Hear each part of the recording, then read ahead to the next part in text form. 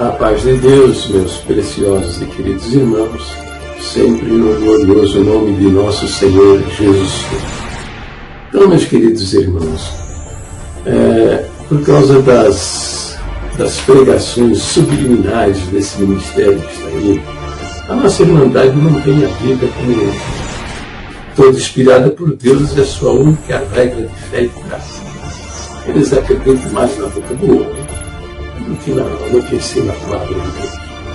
E estes homens, já desqualificaram a Bíblia como inspirada por Deus, acrescentando a palavra com Deus. Porque na cabeça deles, eles acham que a Bíblia é contraditória, confusa e incoerente até com fatos históricos e científicos. Eu encontrei um vídeo de um nosso irmão que disserta sobre isso, a Bíblia e a ciência, com muita propriedade, sabe? É conhecedora de uma porção de coisas que, infelizmente, a minha limitada cultura, meu limitado conhecimento, não me permite assim, manifestar. Mas ele manifesta esse conhecimento, nos dá muita informação a respeito, mostrando que a verdadeira ciência mostra que a Bíblia é verdadeira. Que a Bíblia tem fundamentação na ciência e que a história, a teologia, a ciência estão para provar que a Bíblia é um livro inspirado por Deus na sua totalidade, que a Bíblia não se contradiz, que a Bíblia é um livro acreditável e aceitável como inspirado por Deus. Então, eu vou fazer uma série de vídeos aproveitando o trabalho desse irmão. Ele autoriza no vídeo que eu use o seu trabalho maravilhoso para dar conhecimento de que a Bíblia é a verdade, a palavra de Deus inspirada pelo Eterno, e que a ciência não a contradiz, pelo contrário, a ciência reafirma que a Bíblia é um livro inspirado por Deus. Então eu vou iniciar essa série. Veja então a primeira parte dela. Deus abençoe, faça muito bom proveito. O meu objetivo com esse trabalho não é que você venha fazer parte da minha denominação, porque eu já te adianto, eu não tenho nenhuma. O meu objetivo não é números, cifras, valores.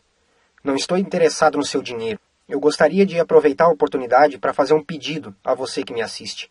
Eu gostaria que você passasse o conteúdo desse material adiante. Eu conto com a sua ajuda para a divulgação desse trabalho. Desde que não seja cobrado um só centavo por isso. Pois da mesma forma que você recebeu esse DVD gratuitamente, passe adiante o conteúdo dele gratuitamente. Dada essa parte de apresentação, vamos ao objetivo, que é tratar um pouco a respeito de quem ele é, o Senhor Deus.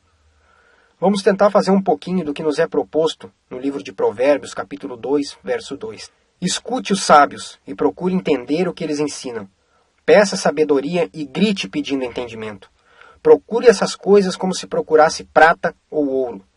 Se você fizer isso, saberá o que quer dizer temer o Senhor e aprenderá a conhecê-lo. Vamos tratar um pouquinho a respeito da grandiosidade do Senhor Deus. Você tem ideia da grandiosidade do Senhor Deus? A palavra dele, revelada na Escritura, lá no livro de Isaías, nos dá uma ideia do quão grande ele é. Lá diz que ele é um grande Deus, que ele mede o céu a palmos. A pergunta agora é, qual o tamanho dos céus? Só a nível de ideia, o universo, como nós o conhecemos, tem 93 bilhões de anos-luz de diâmetro, de uma ponta até a outra. Um ano-luz equivale a 9,5 trilhões de quilômetros. Vamos parar e pensar um pouquinho a respeito. 93 bilhões multiplicado por 9,5 trilhões de quilômetros, esse negócio desse tamanho, é o que Isaías disse que o Senhor Deus mede a palmos.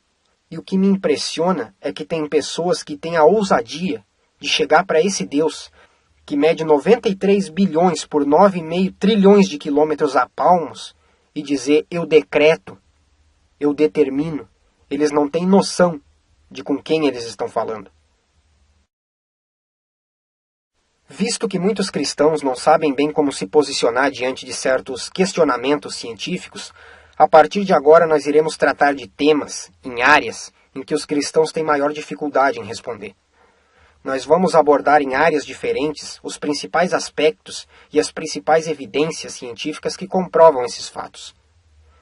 A primeira pergunta a ser respondida é: como saber se algo é um fato que ocorreu ou é apenas um mito e foi inventado? Existe uma metodologia composta de 3 questões para se avaliar isso. A primeira está relacionada com a veracidade histórica, a segunda com a veracidade científica e a terceira com uma descrição apropriada. São 3 áreas que são avaliadas para se saber se um certo relato ou uma certa narrativa é de fato verdadeira ou não. Só a título de esclarecimento, como se estabelece uma veracidade histórica? Primeiro precisamos saber se houve testemunhas oculares, pessoas que presenciaram o evento. Ou caso tenha acontecido em um passado muito remoto, foi presenciado por pessoas. Como essa informação foi guardada? Como ela chegou até nós? Que tipo de registro histórico é esse? E se o fato em questão é uma narrativa, haveria documentos históricos comprovando esses fatos? De que forma isso chegou até nós? E a segunda parte é a parte de evidências, ou seja, como comprovar o fato em questão dentro da arqueologia, da paleontologia, da geologia e outras áreas afins. E esse procedimento é o que basicamente todo historiador usa. É assim que algo é estabelecido como verdade. Por exemplo, muitos cristãos têm dificuldade em estabelecer fatos e provas relacionadas ao Gênesis, desde a criação até o dilúvio. E nós vamos tratar disso também mais para frente. Dentro da questão histórica, como podemos identificar se algo é verdadeiro ou um mito? Nós temos a questão da observação objetiva, ou, em outras palavras, aquilo que está sendo tratado ou narrado. É possível termos uma visão disso? De chegarmos e tocarmos em algo ou encontrarmos alguma coisa palpável em relação a isso? Vamos tomar, por exemplo, o dilúvio. Quando existe uma grande inundação, ela deixa marcas. Então nós podemos chegar e notar numa parede, numa rocha ou onde quer que seja que a água passou por ali, porque ficaram as marcas da inundação. Isso é chamado de observação objetiva, porque é algo que eu consigo ver, detectar, tocar, eu não tenho que interpretar. E também na área da ciência, propostas que sejam verificáveis. Não pode ser hipótese nem teorias, nada de achismo. Eu acho que foi assim. Não, isso não adianta. Nós estamos tratando com fatos. Fatos que sejam tratáveis na área da geociência, na área da biologia, na parte de ciências naturais como astronomia, física, química e coisas desse jeito. Por meio disso, existe a possibilidade de estabelecermos uma narrativa e um fato, através das evidências que esse determinado fato deixou. E por último, a terceira parte está relacionada com uma descrição apropriada. Parte onde ao se examinar um relato se gasta um pouco mais de tempo. Esse relato é preciso, não existem contradições dentro dele, é bem estruturado, detalhista, explicativo. E dentro de uma descrição apropriada, ela é objetiva, clara, e com base nessas questões se avalia se ela é verdadeira, se ela for específica, objetiva, se ela é comparável e se é verificável. Ou seja, se eu tenho condições de pegar os elementos que estão sendo tratados nessa descrição e avaliá-los. Vamos tomar, por exemplo, a Bíblia e fazer um exercício de análise em cima disso. Primeiro, tratando da veracidade histórica. Como comprovar a veracidade histórica de um livro como a Bíblia?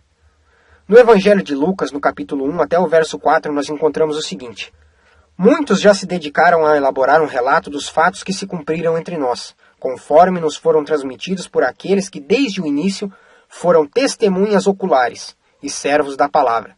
Eu mesmo investiguei tudo cuidadosamente desde o começo e decidi escrever-te um relato ordenado, ó excelentíssimo Teófilo, para que tenhas a certeza das coisas que te foram ensinadas.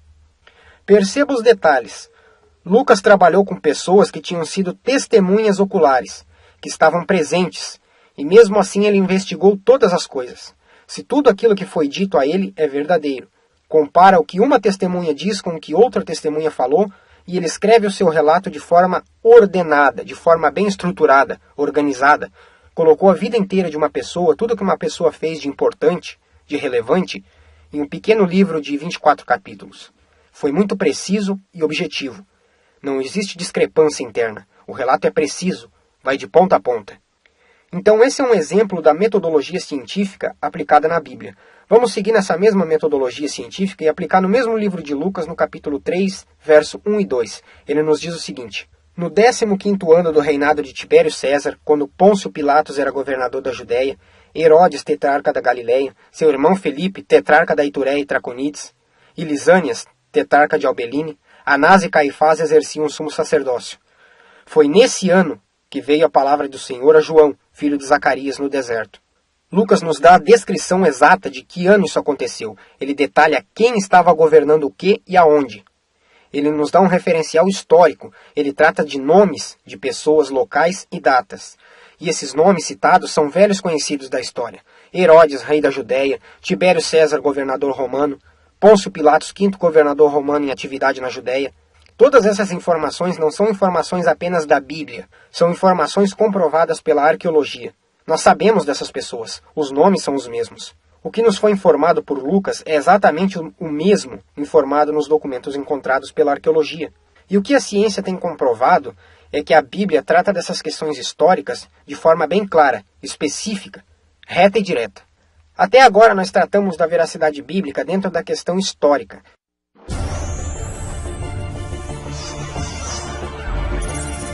Então é isso, né? O meu canal de vídeo hoje está com mais de 7.000 pessoas que acompanham o meu canal, né? E eu gostaria que todos eles, né, tivessem conhecimento, informação, possuíssem essas informações que esse nosso querido irmão, de uma maneira tão generosa, está disponibilizando para nós aí na internet. Tá? Esse vídeo é a primeira parte, vai se seguir mais outros vídeos.